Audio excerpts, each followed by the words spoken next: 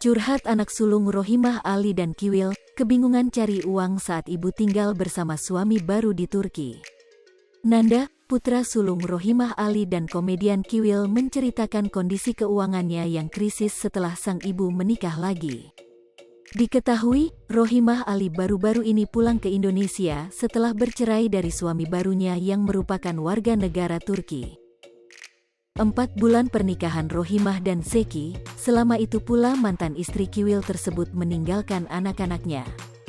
Tak pelak, ketiga anak Rohimah pun mengalami krisis keuangan lantaran uang yang diberikan ibu mereka telah habis.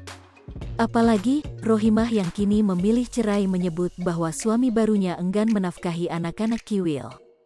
Diceritakan Nanda, ia sampai kebingungan mencari sumber pemasukan untuk makan sehari-hari. Apalagi, sang ayah kandung, Kiwil tak merespon ketika diberitahu kondisinya yang kesulitan. Pas adek sakit, Dinda sakit, itu benar-benar aku bingung mau ngabarin siapa, kata Nanda, Tribunnews.com kutip dari YouTube Trans TV Official pada Kamis, tanggal 26 Mei tahun 2022. Waktu itu Dinda sakit kayak nggak biasa, dia benar-benar drop, tidur, nggak bisa ngapa-ngapain, cuma bisa nangis, tambahnya.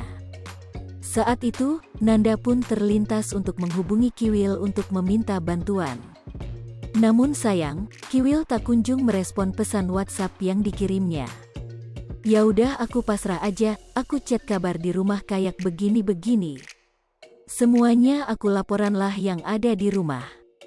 Selang 2 hari Dinda udah mendingan, baru ada kabar, imbuh Nanda.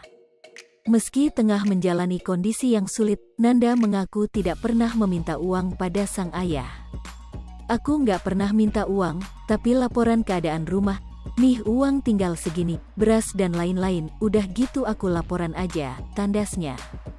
Nanda lantas memilih bekerja dibandingkan meminta uang kepada Kiwil. Aku bekerja sih, gimana caranya putar otak bisa hidup dulu nih sama adik-adik pungkasnya. Curhat anak sulung Rohimah Ali dan Kiwil, kebingungan cari uang saat ibu tinggal bersama suami baru di Turki.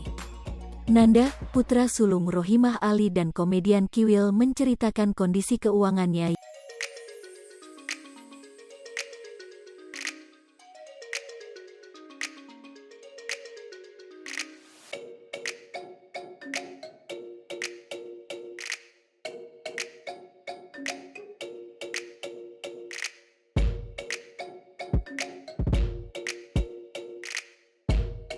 Hai pemirsa Sri Popo TV, jangan lupa komen, like, dan subscribe, serta tonton